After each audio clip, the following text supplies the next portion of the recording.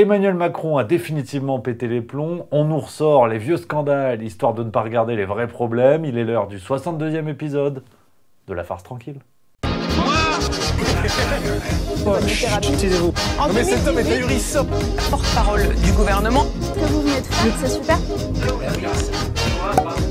Chers amis, très heureux de vous retrouver pour ce nouvel épisode de votre émission politique, tous les mercredis à 18 h sur Juste Milieu. C'est un rendez-vous, comme les scandales sexuels du côté de la Macronie, il y en a toutes les semaines. Et en plus, aujourd'hui, je suis heureux de vous annoncer que dans la foulée de cette vidéo, si vous regardez ça vraiment en temps réel, ou alors plus tard, si tu regardes ça demain, tout sera disponible. Retrouvez-moi sur Juste Culture pour une nouvelle chronique de bouquin où on va parler justement des scandales de la Macronie, avec un bouquin qui balance. Ça envoie du bois. Le lien de cette nouvelle vidéo sur Juste Culture est dans la description de celle-ci. C'est un micmac, on dirait Inception, mais dans tous les cas, n'hésitez pas à faire un tour sur Juste Culture, notre nouveau projet. Je peux te dire qu'on se fend la poire et les neurones en prime. Elle est pas belle la piémontaise ? Alors cette semaine, encore beaucoup de choses à se dire sur l'actualité politique, mais vous le savez, on commence avec le sondage de la semaine. Maintenant ça va chier. La semaine dernière, je vous posais la question de savoir s'il y avait une vraie opposition en France d'après vous. Résultat assez clair, une fois de plus, vous êtes assez tranchés. C'est votre côté charcutier, ça. Oui, c'était 232, non 961, donc une fois de plus, un sondage au résultat assez limpide. Et cette semaine, nouvelle question, on va y revenir dans cet épisode, mais c'est vrai que les vieux appareils politiques... ça tire la langue. On dirait vraiment un vieux canasson en fin de carrière. Et qui dit ça dit Parti Socialiste. La question de la semaine, le Parti Socialiste est-il encore vivant d'après vous, oui ou non? Le lien est dans la description de la vidéo. Résultat la semaine prochaine. No pasarán. Alors, on va attaquer bille en tête sur l'actualité. Et puis, bon, contexte un peu général. Je te dis ça chaque semaine. Tu te dis en même temps, il radote ce pauvre con. Mais c'est vrai qu'Emmanuel Macron, je crois qu'on l'a définitivement perdu. Ouais, c'est pas faux. Ah oui, discours du 14 juillet, bon, je te passe sur les huées générales, discours, et puis forcément l'entretien avec des journalistes triés sur le volet, entretien présidentiel pour qu'ils nous disent rien, mais dans le cadre du 14 juillet, ce qui change sur le plan calendaire. Bon, ben là, t'as une journaliste, tu veux, on dirait une fan de Tokyo Hotel prête à dégrafer le soutif et lui jeter sur la scène. Pas le problème. Elle lui dit oui, on vous compare à Jupiter. Est-ce que vous trouvez pas ça abusé? Pour reprendre un terme qui a été beaucoup utilisé, si vous n'êtes plus Jupiter, vous êtes devenu qui alors? Après J'ai jamais cette revendiqué cette comparaison mythologique. Alors, tu vois, le début de réaction, tu te dis ça va. Franchement, le gars est modeste, dire oh, mais j'ai jamais demandé qu'on me compare à un dieu. Jusque-là, ça va. Mais c'est Emmanuel Macron, voilà ce qui suit. Certains avaient voulu me voir comme tel, c'est plus Vulcain, c'est-à-dire à la forge. Vous êtes sérieux là?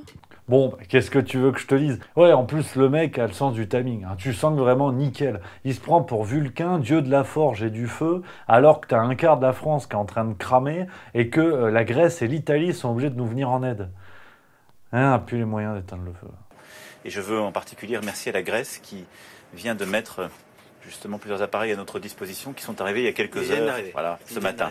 Ah ben là, on a des forêts, Bretagne, dans les Landes, en Gironde, dans le sud de la France.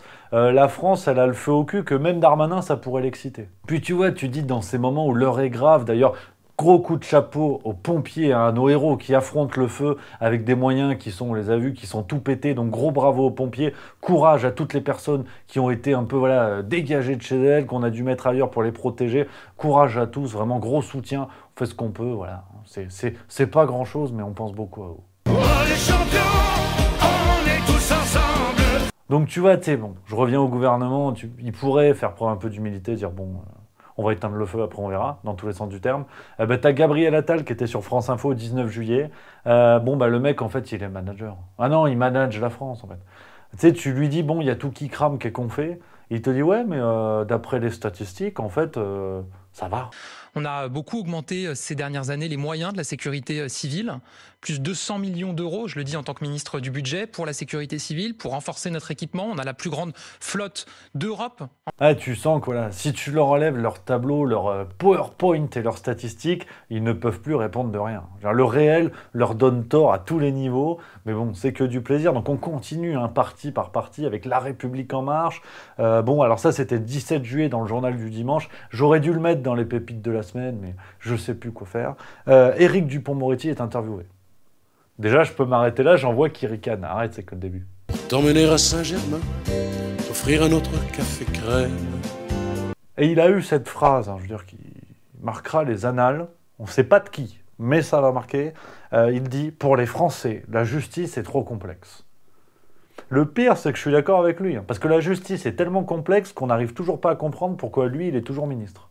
18 juillet, c'est le Figaro qui nous parlait de ça, ça y est, le projet de loi pour le pouvoir d'achat entre en examen à l'Assemblée nationale cette semaine. Bon, alors les mesures pêle-mêle, on a limitation de la hausse des loyers, suppression de la redevance audiovisuelle, revalorisation des bourses pour les étudiants. En tout, on parle de 20 milliards d'euros dans un contexte de retour de l'inflation. Ah là, ça se voit. Là, ça se voit vénère. Au début, c'était encore un peu Covid, parce que forcément, ils avaient distribué plein de pognon. Là, c'est chaud. Là, nous allons livrer une guerre économique et financière totale à la Russie. Nous allons donc provoquer l'effondrement de l'économie. C'est très très chaud. Ils ont dit, bon, c'est la faute de la guerre en Ukraine. Bon, quand tu vois le prix du café qu'augmente, le café ukrainien, c'est pas ce qui court les rues. Mais là, ça devient tendu. Donc forcément, grosse ambiance à l'Assemblée nationale, on va y revenir. Autre affaire du côté de la Macronie, rapidement, vous en avez peut-être entendu parler, Caroline Cayeux. Bon, alors elle a été nommée il n'y a pas longtemps ministre déléguée aux collectivités territoriales. Bon, alors le petit hic, c'est qu'on a ressorti des propos qu'elle avait eus en avril 2013. Elle était encore présidente de la communauté d'agglomération du Beauvaisis, du côté de Beauvais, ou Josué Beauvais, enfin par là. Ouais, c'est marrant. Et elle avait dit, concernant le mariage pour tous, elle avait parlé d'un caprice qu'elle jugeait contre la nature. Donc elle entre au gouvernement il n'y a pas longtemps, et puis forcément, comme on est en 2022, tout le monde doit être responsable de tout le temps, et s'excuser, quoi qu'il ait pu dire, quoi qu'il ait pu faire. Et il y a eu une pétition portée notamment par des députés de gauche, qui ont dit non, elle ne peut pas être au gouvernement, vous imaginez... Elle avait une idée qui allait pas dans le sens du progrès, donc c'est pas bien. Vous êtes dingue. Le truc, c'est que bon, tu sais, c'est de la com politique, ils sont rodés à ça, t'as un petit orage. Pour le coup, elle a juste eu le méfait d'avoir une idée qui n'était pas dans l'air du temps. Et elle a interviewé, donc juillet 2022, il y a pas longtemps, elle a interviewé sur Public Sénat. Puis elle a interrogé au sujet de ses propos. Tu sais, elle aurait pu dire, bon, voilà, j'ai dit ça dans le passé, maintenant, de toute façon, la loi, elle est passée, c'est bon, tu vois. Non, elle a maintenu ses propos, et elle a dit, je cite, « J'ai beaucoup d'amis parmi tous ces gens-là. » Alors, dans la Macronie, là où ils sont très bons, c'est qu'ils arrivent à se planter un couteau dans le dos tout seul. Parce que je veux dire, à ce moment-là, tu vois, t'arrives, tu fais un peu profil bas, et puis ça passe. Quand tu vois que t'as Dupond-Moretti qui est mis en examen, qui est toujours ministre de la Justice, c'est pas pour 3 propos à la con que tu vas dégager, tu vois. Elle a réussi à rater, en fait, sa réception, si tu veux, sur le cheval d'Arçon. Et puis le 14 juillet 2022, forcément, devant le tollé que ça a déclenché, il y a eu une tribune qui était signée même par des membres du gouvernement, notamment Clément Beaune. Elle a donné un interview au Parisien, elle a dit « Je comprends que ces propos maladroits aient pu autant blesser. » Ah ouais. Ouais, ces excuses, c'est lamentable. Bon bref, je voulais t'en parler parce que c'est quand même cocasse. On continue du côté du Parti Socialiste, c'est le sondage de la semaine, je vous en ai parlé. Ça, c'était dans le journal du dimanche, toujours du 17 juillet. L'article OPS, éléphant et dissident. On voit vraiment que ce parti historique qu'est le Parti Socialiste, est en train de se fissurer de l'intérieur. On dirait la gueule à Ribéry, ça ressemble plus à rien. Oui, j'ai dit que c'était pas cool. Et on sait plus trop qui fait quoi. Il y en a qui sont partis à la NUPES, d'autres pas, qui étaient d'accord, qui n'étaient pas d'accord. C'est un peu le bordel. Et est-ce que le Parti Socialiste va continuer à exister? C'est la grande question. Aujourd'hui, clairement, ils sont face à un choix, être avalés par la NUPES ou se reconstruire quasiment de zéro. Du côté de la France Insoumise, pas mal d'actualités encore. On commence le 15 juillet, Adrien Quatennens, c'était sur BFM TV, et il nous a dit « Ce gouvernement est assez illégitime du point de vue démocratique ». Ce gouvernement, lui, par contre, est assez illégitime du point de vue démocratique. C'est-à-dire qu'il y a une élection, le peuple dit en quelque sorte, parce que il y a l'interprétation aussi du vote. Monsieur Macron, la légitimité du président de la République, vous pouvez contester la 5e République. Disons, le système institutionnel lui permet d'être en place. Donc... Cher Adrien, c'est sûr que quelqu'un qui ne se présente pas aux législatives et qui réclame à être élu Premier ministre, là on est nickel en termes de légitimité. 18 juillet, examen du projet de loi à l'Assemblée nationale, je vous en parlais un petit peu. La France insoumise, voilà, on peut dire ce qu'on veut, mais on sait déconner. Il y a un côté Mister Cocktail qui n'est pas piqué des hannetons, parce que tu as un type, Adrien Clouet, il est député NUPES ascendant LFI. Ouais, il a proposé un amendement pour renommer partage de la valeur en enfumage. Ouais, ils utilisent les amendements pour se faire des blagues, en fait.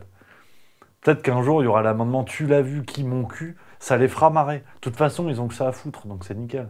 Ah, vite fait, parce que ça me rend grognon. Je suis obligé d'en parler, parce que si j'en parle pas, on va me dire quoi? T'as pas parlé du scandale Pétain?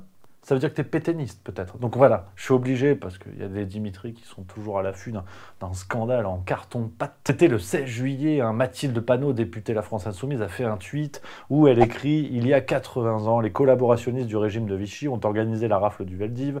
Ne pas oublier ces crimes, aujourd'hui plus que jamais avec un président de la République qui rend honneur à Pétain et 89 députés RN. » Ouais, je sais, tout le monde va s'énerver à dire « Oui, mais non, chacun va défendre sa paroisse. » Ce qui peut nous mettre d'accord, c'est que ce genre de débat, à l'heure où tout le monde prend des coups de couteau en France, à l'heure où la moitié du pays est en train de cramer, et à l'heure où on n'est plus capable d'ouvrir des urgences la nuit, sincèrement, des débats historiques à la con avec des gens qui défendent leur paroisse en maltraitant la réalité historique, franchement, je m'en fous. Voilà, non, au risque de péter un peu l'ambiance. Je suis peut-être un petit peu sec, c'est mon côté biscotte, mais faut se détendre. Mathilde. Bah oui, alors rendre hommage au souvenir de la rafle du Veldiv, qu'on soit bien d'accord, c'est une page de l'histoire terrible, ça, il n'y a pas de problème. Mais ça sert à rien de faire des liens avec aujourd'hui. Emmanuel Macron, il avait fait hommage aux soldats de 14-18, c'est pas compliqué à comprendre. Hein, tu regardes Star Wars, tu comprends qu'il y a des gentils, des méchants. Puis t'as un gentil, après il est méchant, puis après il est gentil. Un enfant de 9 ans, il comprend. Tu vas pas faire un débat sur Twitter à la con. C'est ce qui est génial, c'est que t'as des journalistes et des personnalités politiques, c'est leur métier de comprendre les choses. Ils comprennent rien, et parce qu'ils sont bêtes, quand ils le veulent, bah, ils répandent des bêtises. En se disant, ouais, en fait, c'est bien, il y a une polémique et tout. Mais c'est une polémique qui est bête, en fait. Ouais, je suis désolé, hein. Mais on peut comprendre que Pétain, ça a été un grand soldat, puis une ordure. Enfin, je veux dire, ça arrive à tout le monde dans sa vie de faire le bien, puis de faire le mal. Non, puis ce qui est chiant, c'est que tu vois, ça lance une polémique pour détourner l'attention des vrais problèmes, alors que tout se pète la gueule en France, tout le monde y va de son commentaire, quel que soit le parti. Mais si tu veux jouer au débat historique, tu vois, faudrait répondre à Mathilde Panot. Faudrait lui expliquer à Mathilde Panot que l'histoire, c'est pas un tract politique que tu peux plier selon comment ça t'arrange. Parce que bon, si tu veux faire le lien, tu sais, les RN, ils prennent une balle perdue, quoi, parce que c'est un peu Pétain, d'après elle. Ouais, mais René Bousquet, qui est le principal responsable de la rafle du Veldiv à Paris, en fait, sa tradition politique, c'était radical socialiste. L'un des collaborateurs de Bousquet, qui était un ami de la faculté de droit de Mitterrand, qui s'appelait Jean-Paul Martin, leur a fait savoir de la part de Bousquet qu'ils avaient été repérés par la Gestapo et donc ils avaient intérêt à rester un peu plus longtemps en Grande-Bretagne, sinon ils risquaient d'être capturés à leur retour en France. Donc on peut en considérer qu'effectivement, quand Mitterrand disait à Attali, il a sauvé tout le monde autour de cette table. Il vient d'une tradition radicale socialiste. Il n'a jamais été d'extrême droite, tu vois. Ça, si tu dis ça à Mathilde, au contact de l'information, elle explose. Mais c'est le réel, en fait. Donc comme quoi, je veux dire, faire des procès 80 années après aux partis existants, c'est débile. Et surtout, ça peut se retourner contre elle. Enfin bon, bref, j'ai dit que j'en parlais pas, mais j'en parle. Ouais, pour boucler cette affaire, 4589e épisode de la série La NUPES explose, avec Fabien Roussel, qui s'est exprimé sur France 2 au sujet de ce tweet. Écoute ce qu'il nous dit. Cette polémique, oui, ce tweet m'a choqué. C'est un tweet malheureux, inapproprié. C'est la célébration du 80e anniversaire de la rafle du Veldiv. 13 000 personnes déportées, plus de 4115 enfants juifs déportés par les forces françaises, par des fonctionnaires de police français. Ils les ont livrés à l'armée allemande, aux nazis, pour aller dans des camps d'internement où ils ont été exterminés. Cet anniversaire, c'est le moment d'avoir l'hommage le plus solennel et de prendre de la hauteur. Du côté des Républicains, quelques petites nouvelles. C'était dans le Figaro le 18 juillet. On apprend que Laurent Wauquiez, qui était le préposé pour prendre la tête du parti, il a dit non. Non, il a dit non. Il se dirige déjà vers 2027. L'avantage, c'est qu'il ne pourra pas faire pire que Valérie Pécresse. Donc là, c'est une autoroute. Et puis, du côté d'Europe Écologie Les Verts, ça, c'était le 19 juillet sur BFM TV, Sandrine Rousseau.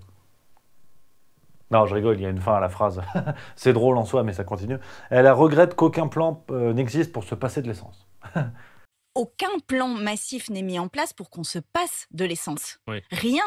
Donc en fait, les gens subissent, ils prennent ça en plein visage et ils n'ont aucun moyen. Ils n'ont aucun moyen d'avoir une alternative. Et c'est ça qui est criminel.